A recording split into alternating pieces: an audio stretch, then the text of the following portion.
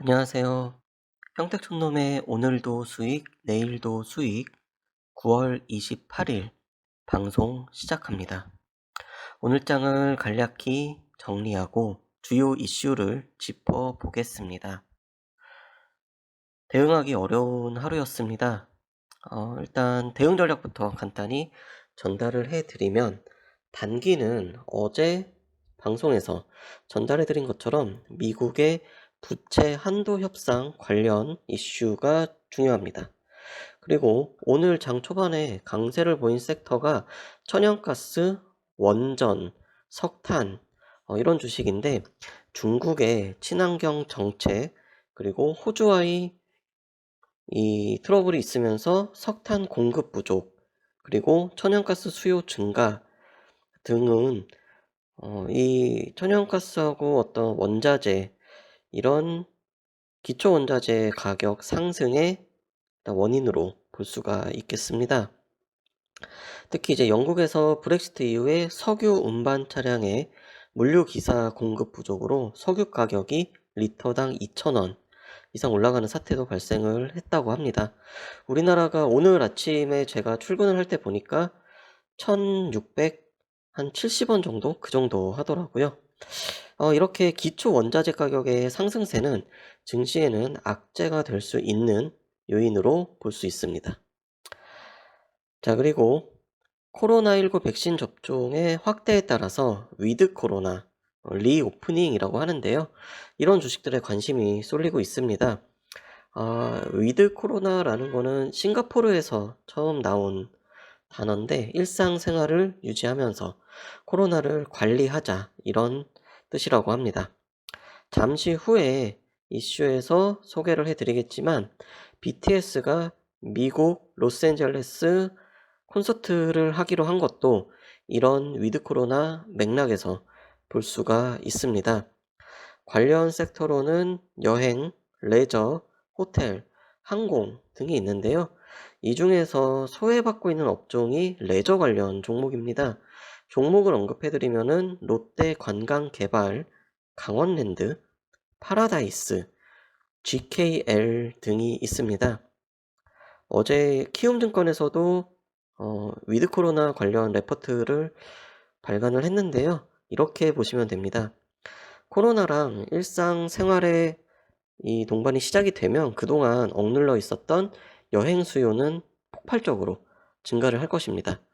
그런데 해외여행을 가기 위해서는 국가 간의 어떤 백신 여건 협약도 맺어야 되고 항공편도 증설을 해야 되고 해외를 갔다가 들어오면은 자가격리도 해야 됩니다. 저희 같은 직장인 입장에서는 사실 이 자가격리가 쉽지 않은데요. 그래서 해외보다는 국내 여행 수요 증가를 좀 기대를 해볼 만합니다. 이런 맥락에서 레저 관련 섹터, 좀 전에 언급해드렸던 종목들, 롯데 관광개발, 강원랜드, 파라다이스, GK에 한번 관심 종목으로 지켜보시길 권합니다. 자, 이어서 오늘의 주요 이슈입니다. 방탄소년단, BTS죠. 미국 로스앤젤레스에서 콘서트를 하기로 합니다. 어, 최대 10만 명 정도 입장 가능한 공연장에서 약 7만 명에서 이제 8만 명 정도 규모로 한다고 하는데 이 소식에 오늘 하이브 주가 상승을 했습니다. 하이브뿐만 아니라 JYP나 SM, YG처럼 해외에서 콘서트를 할 수 있는 파괴력 있는 아이돌 가수들을 가진 그런 회사들의 좀 관심을 가져볼 만합니다. 자, 두 번째 이슈는 오늘 새벽이었죠. 북한이 남북 정상회담 뭐 가능하다 이렇게 말을 하고 나서 하루 만에 미상의 발사체를 동해상으로 쐈는데 뭐 일단 오늘 최고인민회의도 있고 아침에는 이제 유엔 연설이 있었는데 그 앞두고 이제 변수가 발생을 했습니다. 그런데 특이한 점은 장 초반에 이제 빅텍이 좀 상승을 했어요. 그러다가 오후장 들어서는 오히려 이 대북 투자 관련된 아난티 종목이 다시금 상승을 하는 그런 모습이 나왔습니다. 아무래도 뭔가 이제 북한이 미사일을 쏘는 거를 예전과는 다르게 좀 '아 우리 대화하고 싶어.'라는 걸로 받아들여서 그런 게 아닐까 생각을 하고 있고요. 또 정부에서도 좀 그렇게 해석을 했더라고요. 이게 뭐 심각한 거는 아니고 그냥 좀 순차적으로 이렇게 흘러가고 있는 뭐 그런 걸 좀 이제 보고 있으면 된다 뭐 이런 식으로. 그래서 앞으로 저희가 이제 테마주 하나씩 정리를 해 드리고 있는데, 대북 협력 관련된 이제 내년 1 월에 또 베이징 동계올림픽 있잖아요. 그래서 베이징 동계올림픽 있고 3 월에 대선 있고 5 월에는 현 정권의 우리나라 임기가 이제 만료가 되고, 그렇기 때문에 아마 올 겨울에 뭔가 있지 않을까, 네, 생각을 해서 한번 점검을 해 드릴 예정입니다. 자, 마지막 이슈는 코로나19 신규 확진자가 2,300명 가까이 나왔습니다. 월요일 기준으로 최다치를 기록을 했는데요. 통계적으로는 수요일과 목요일 확진자의 대량 증가가 나왔기 때문에 이번 주 3,000명 이상 증가 여부 상당히 중요하다고 할 수가 있겠습니다. 아울러 이제 일상으로의 복귀 가능성도 내비쳤고, 재택에서 치료받는 것도 지금 적극적으로 시행을 한다고 하니까, 이 코로나는 이제 약간의 좀 생각의 전환이 필요하지 않을까 생각을 하고 있습니다. 자, 이번 주 주요 일정입니다. 지금 화면을 보시면은 내일부터 이번 주말까지 일정이 나오고 있는데요.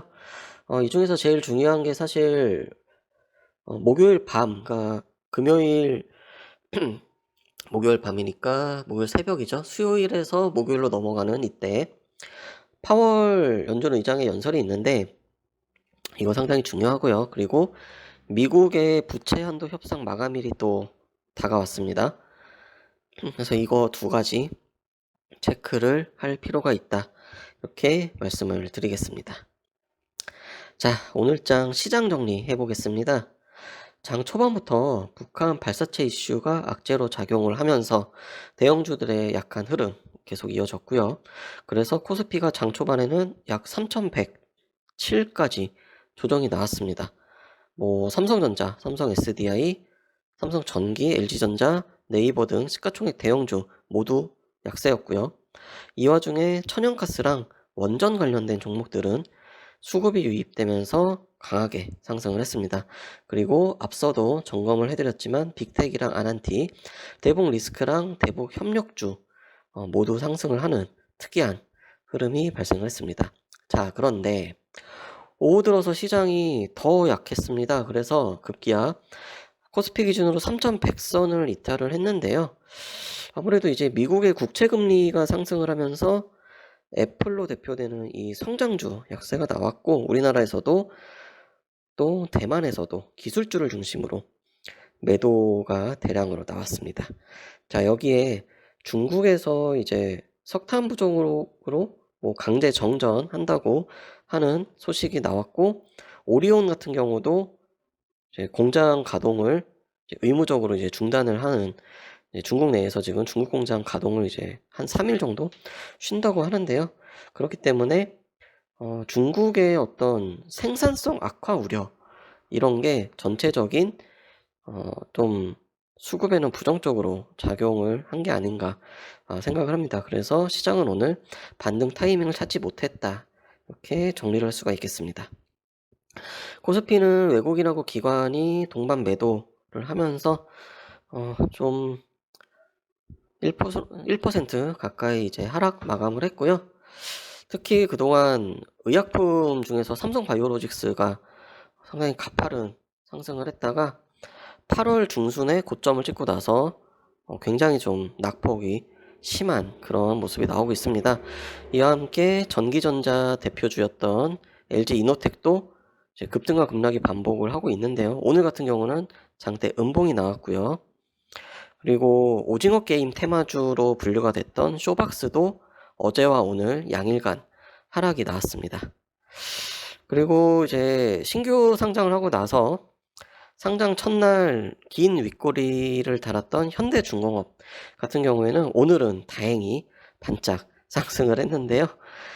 큰 의미는 없어요. 큰 의미는 없고, 다만 현대중공업이 만약에 내일까지도 양봉이 나온다라고 하면은 지난번 이 크래프톤 사례처럼 한 차례 좀 강한 상승을 또 시도를 할 수 있기 때문에 현대중공업 같은 경우는 내일 한번 살펴보자, 네, 말씀을 드리겠고요. 코스닥은 바이오 중심으로 낙폭이 과했습니다. 코스피보다 오히려 상당히 지금 더 약한 흐름이 나왔고, 특징 종목으로는 오늘 장에서 짚어드렸던 하이브, 그리고 SK이노베이션은 이제 배터리 투자를 확대하는 계약을 체결했다라고 하는 소식 때문에 오늘 모처럼 만에 다른 종목들이, 대형주들이 힘을 못 쓰는 가운데 SK이노베이션이 그나마 좀 반등을 시도하는 그런 모습이 나왔습니다. 자, 마지막으로 이제 수급적인 면에서 약간의 좀 특이점을 짚어드리면요. 외국인 투자자들이 2차 전지, 배터리, 그리고 이제 시가총액 대형주이면서 2차 전지와 연관이 되어 있는 그런 종목들 계속 지금 모으고 있습니다. 그래서 수급적인 특이점까지 언급을 했고, 오늘 방송 녹음은 여기서 마치도록 하겠습니다. 감사합니다.